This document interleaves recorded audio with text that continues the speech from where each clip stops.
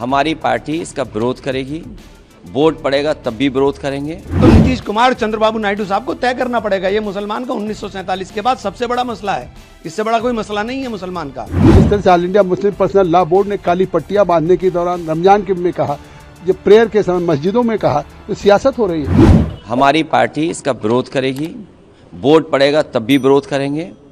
और जिन लोगों के लिए ये बिल लाया जा रहा है उनकी बातों को तवज्जो न देना, अहमियत न देना, इससे बड़ी नाइंसाफ़ी क्या हो सकती है। और सच्चाई तो ये है कि भारतीय जनता पार्टी में वोट लेने के लिए, अपने आप को बड़ा नेता बनाने के लिए कौन खराब हिंदू है, कौन खराब फैसले ले सकता है, कौन ज़्यादा किसी को परेशान कर सकता है, इसमें मुकाबला चल रहा है केवल वोट बटोरने के लिए।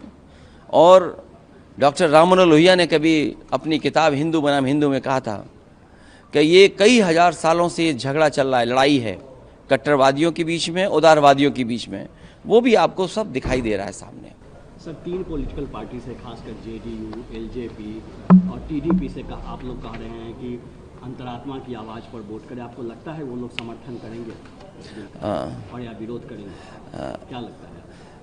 अंतरात्मा या जिस व्यक्ति को जिस कॉन्स्टिट्यूएंसी से जीत करके आता है, कम से कम उन लोगों की भावनाओं को समझना चाहिए। और भारतीय जनता पार्टी तो वो दल है, ज़मीन बस देख ले, इन्हें ज़मीन से बहुत प्यार है। उत्तर प्रदेश में हम लोगों ने देखा, आपने भी वो खबरें चलाई थी कि एक ही रात में 15 मिनट में कितना मुनाफा हो गया था। कोई चीज़ 2 करोड़ की थी, 16-17 करोड़ की बिक गई थी। रेलवे, डिफेंस, सबसे ज़्यादा ज़मीन है इनके पास। रेलवे को बेचा इन्होंने, डिफेंस की ज़मीनें बिकी हैं, और अब बचा है वक्फ बोर्ड, उसकी भी ज़मीन बेचने की तैयारी है। आगे से दिखावा कुछ और है, ये सब पर्दा है अपनी नाकामियों को छिपाने के लिए। हम लोग उत्तर प्रदेश में देख रहे हैं कई योजनाएं जो प्रधानमंत्री जी ने शुरू की थी, वो आज भी पूरी नहीं है। कभी अटल बिहारी वाजपेयी जी के नाम पर मेडिकल यूनिवर्सिटी बनाई गई थी, जो मेडिकल यूनिवर्सिटी बनकर के तैयार हो जाती और बड़े पैमाने पे और लाभ मिलता लोगों को, वो यूनिवर्सिटी नहीं बनी। प्रधानमंत्री से जो एक्सप्रेस वे उद्घाटन कराया गया था बुंदेलखंड, वो जिस दिन से उद्घाटन हुआ है उसके बाद से मेंटेनेंस चल रहा है। और फिर हमारे मुख्यमंत्री तो कहते हैं कि राजनीति हमारा पार्ट टाइम जॉब है, तो दिल्ली वाले हटाते क्यों नहीं ऐसे पार्ट टाइम जॉब वालों को? लोकसभा में ये बिल आज पेश होगा। ये बिल जो जोड़ा जाता है हिंदुत्व से, हम मानते हैं कि वक्त का जो अमेंडमेंट बिल है उसका और हिंदुत्व का कोई संबंध नहीं है, जो जोड़ना चाहते हैं। ये एक नॉर्मल बिल है। ऐसे बिल आते हैं और चले जाते हैं। ट्रिपल तलाक का बिल आया था, हम उनके समर्थन में खड़े रहे। 370 डिमोलिश करने का बिल आया था, हम उनके समर्थन में खड़े रहे, क्योंकि in the interest of nation और मुस्लिम महिलाओं के लिए ये बहुत महत्वपूर्ण बिल था। लेकिन ये जो वक्फ बोर्ड का बिल है वो प्रॉपर्टी वॉर चलेगा। उसके बाद ये जो पूरा प्रॉपर्टीज है 2.5 लाख करोड़ की, ये प्रॉपर्टी में कौन कितना हिस्सा कौन सा उद्योगपति को जाएगा, बीजेपी स्पॉन्सर, मोदी जी के मित्र, इस पूरा प्रॉपर्टी का विवाद आने वाले दिनों में चलाने के लिए ये बिल लाया गया है। उसमें ना हिंदुत्व से संबंध है, ना कोई इस्लाम से संबंध है। ये सरकार की मंशा साफ है कि जो भी देश में प्रॉपर्टीज है वो किसी अपने खास उद्योगपति के झोले में डालो। तो वक्फ बोर्ड की प्रॉपर्टी क्यों छोड़े?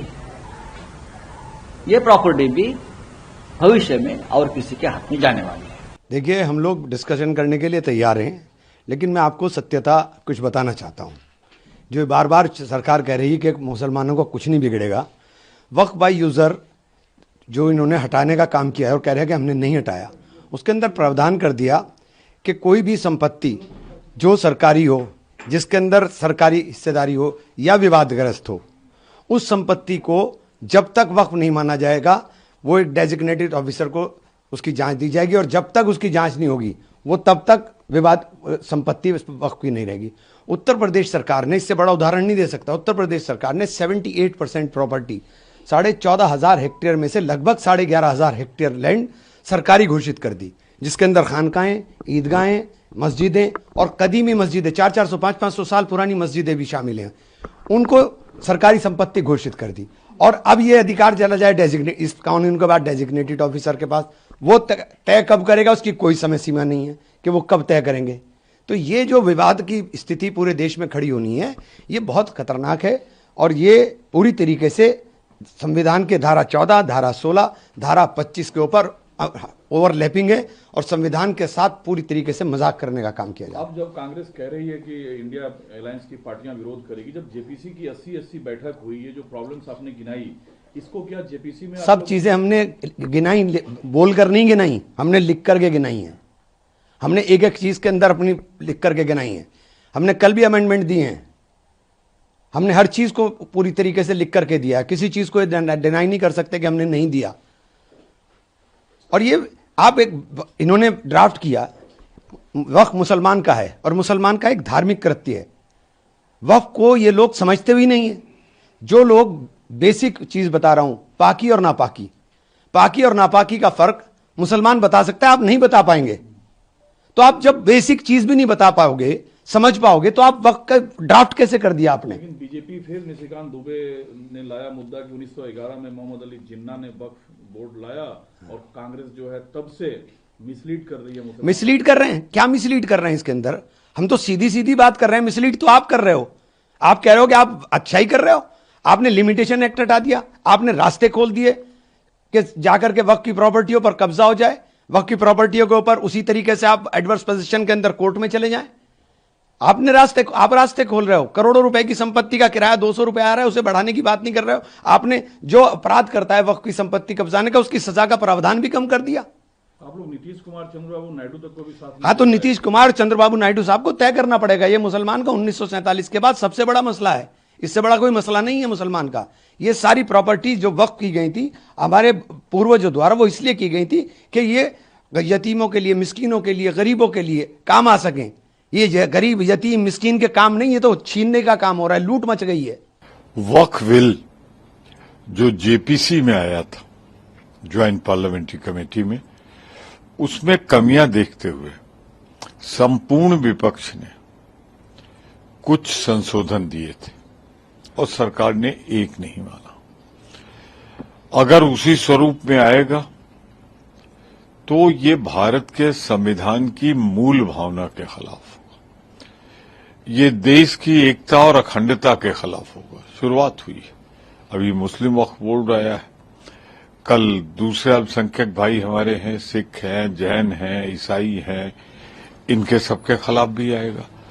तो जो भारत का स्थापित संविधान है उसके खिलाफ है ये, इसलिए इसका हम विरोध करेंगे, क्योंकि इसको लाने का मकसद है मोदी सरकार पूरी तरीके से हर मोर्चे पे असफल हो गई है। और आज ही कल में अमेरिका भी जा रहा है टैरिफ की घोषणा करने। तो ये सारी असफलताएं, चाहे महंगाई हो, चाहे बेरोजगारी हो, चाहे विदेश की नीतियां हो, रक्षा नीति हो, सब पे आज किसानों के सामने एक अभियुक्त के रूप में खड़ी हुई है सरकार। तो उन सब से ध्यान हटाने के लिए ये बिल लाया जा रहा है।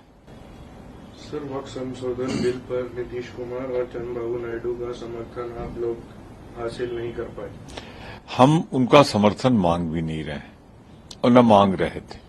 वो उनकी सरकार में शामिल है मोदी जी के।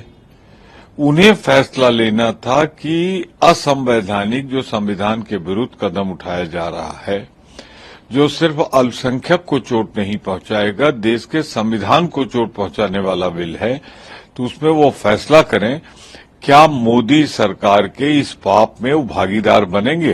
फैसला उनको करना है। तो सरकार का कहना है कि अगर विपक्ष सकारात्मक है तो संसद में बिल पर चर्चा के लिए सरकार ने समय दिया। सरकार समय नहीं देती है। ये समय सर्वदलीय बैठक में कार्य मंत्रणा समिति में तय होता है। अभी 8 घंटे तय हुआ है लोकसभा में और राज्यसभा में। कार्य मंत्रणा समिति में हम लोग इस पर और चर्चा चाहते हैं कि ये इस देश की एकता और अखंडता को क्षति पहुंचाने वाला, तोड़ने वाला बिल है। इसलिए इस पर चर्चा हो और सरकार इसे वापस ले। ये मेहनत का रंगाई जो सरकार ने जिस उद्देश्य से दिया था स्पीकर साहब से कि इस बिल को आप जेपीसी को सुपर्द कर दें और जेपीसी से पूरे देश के स्टेक होल्डर के साथ बात करें। मैं आज कह सकता हूं कि जब हमने साउथ इंडिया का दौरा किया था और हम नॉर्थ इंडिया का दौरा नहीं कर पाए थे, उड़ीसा का, आसाम का, वेस्ट बंगाल का, यूपी बिहार का, तो एक दिन संसदीय कार्य मंत्री ने कहा, तो हमने कहा हम तो अपनी रिपोर्ट तैयार कर चुके हैं। उन्होंने कहा हमारी मंशा कि देश के सभी राज्यों में आप जाएं और सबसे आप स्टेक होल्डर से बात करें। तो आज वो हमारी जो 428 पेज की हमने रिपोर्ट दी सभी स्टेक होल्डर्स के साथ, स्टेट गवर्नमेंट के ऑफिशियल के साथ, all India Muslim personal law board, Jamiat Ulama या इस्लामिक स्कॉलर जितने लोग हैं इनके साथ किया। और रोज बैठकों में हमारे ओवैसी से लेकर के इमरान मसूद सब थे और सबको करने के बाद आज उसको अमेंडेड फॉर्म में बिल लेकर के सरकार आ रही है। ये निश्चित तौर से एक ऐतिहासिक दिन है क्योंकि 1995-2013 में जो एक संशोधन करके और जिस तरह से वक्फ को संविधान के ऊपर कर दिया गया था सेक्शन 40 में, तो आज वो आर्टिकल जो 14 का, आर्टिकल 19 का, आर्टिकल 300A का और आर्टिकल 21 का जो उल्लंघन था आज उसको ठीक किया है। और आज इस बिल के पास होने से देश के गरीब, पसमानदा, आम मुसलमानों का इसका फायदा है। सर, लेकिन ऑपोजिशन लगातार क्वेश्चन कर रहा है और जो है डिस्ट्रक्शन कर रहा है, चलने नहीं दे रहा पार्लियामेंट को। ये शुरू से कर रहे थे, हमारे ऊपर बोतल फेंक रहे थे, झगड़ा करने का आमादा थे, कागजों को फाड़ते थे।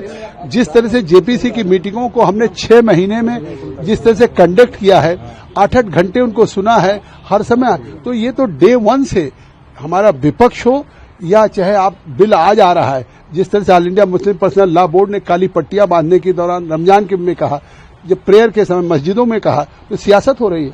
देखिए, बिल है तो बिल पेश होगा, सदन में चर्चा होगी और हम तो चाहेंगे कि सकारात्मक चर्चा हो और इसको सकारात्मक दृष्टि से पास किया जाए। अगर सरकार इसमें सुधार चाहती है तो मुझे लगता है कि उस दृष्टि से इस बिल को पास करना चाहिए, लेकिन सरकार की मंशा कहीं न कहीं सुधार से ज़्यादा एक राजनीतिक संदेश देने की है, एक राजनीतिक लाभ है, एक इसमें अवसर तलाश रही है कि कैसे वो अपनी राजनीति को चमकाएं।